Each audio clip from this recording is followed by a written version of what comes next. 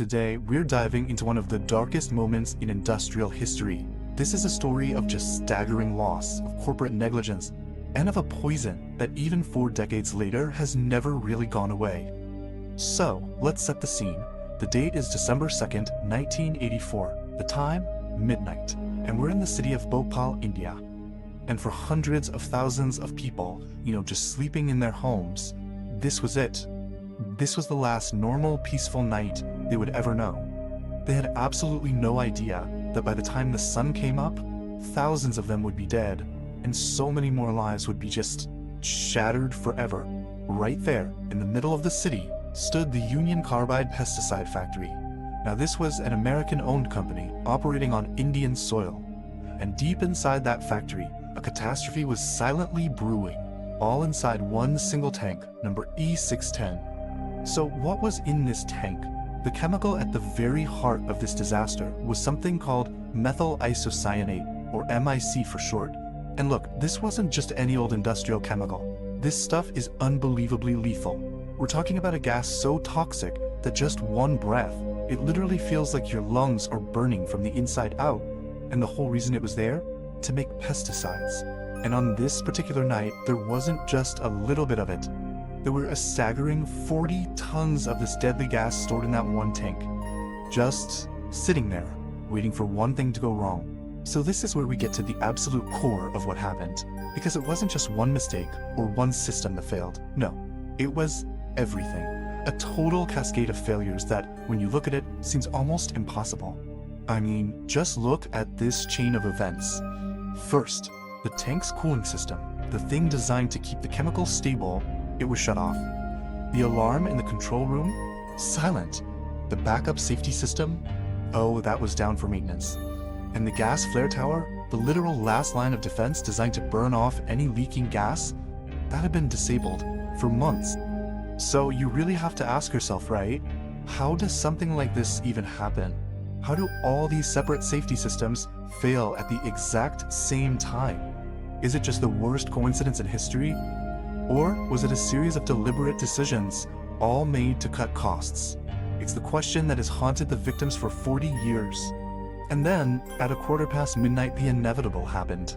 The pressure inside Tank E610 just spiraled completely out of control. 40 tons of MIC gas burst into the night air, forming this dense, white, toxic cloud that just began to drift, silently, over the sleeping city. You see, because this gas was heavier than air, it didn't just dissipate.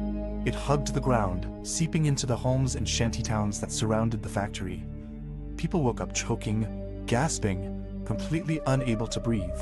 The streets just filled with panicked crowds, running blindly with no idea which way to go to escape the poison. Within minutes, the city's hospitals were just completely overwhelmed. But the doctors, they were facing an impossible task.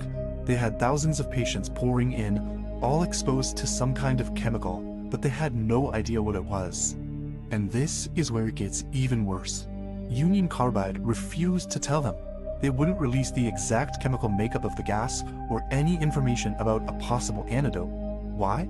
They claimed it was a trade secret. Can you imagine? For thousands of people gasping for their last breath on those hospital floors, that trade secret was a death sentence. When the sun finally came up, the true horror of the night was revealed. The streets were just littered with the dead. The official government numbers said that 3,800 people had died, but the organizations working right there on the ground, their estimate was more than double that. They believed 8,000 people died in just the first 3 days. But here's the thing. For the survivors, for the city of Bhopal itself, the disaster didn't end after 72 hours. No. In so many ways, it was really just beginning. You see, in the weeks and the months and the years that followed, the death toll just kept climbing. The total number of lives that were ultimately claimed by that poison is now estimated to be at least 25,000. And that's not even counting the survivors. Beyond the dead, over 500,000 people were left with permanent, debilitating health problems. We're talking blindness, respiratory failure, all kinds of chronic illnesses. An entire generation was basically condemned to a lifetime of suffering. And believe it or not, to this day, the crisis continues. The factory, it was just abandoned. left to rust and leak even more poison into the ground. The soil and the groundwater are still toxic today. And maybe the worst part? Not a single executive from Union Carbide was ever punished for what happened. Zero justice. But perhaps the most devastating legacy of all is this. The poison didn't just hurt one generation, it seeped into the very DNA of the community. Get this, today, an astonishing 68% of babies born in Bhopal suffer from birth abnormalities. The tragedy of 1984 is, quite literally, still being born today. When you put it all together, Bhopal stands as the largest industrial massacre in world's history. It's a terrifying, absolutely unforgettable warning of what happens when corporate profit is valued more than human life.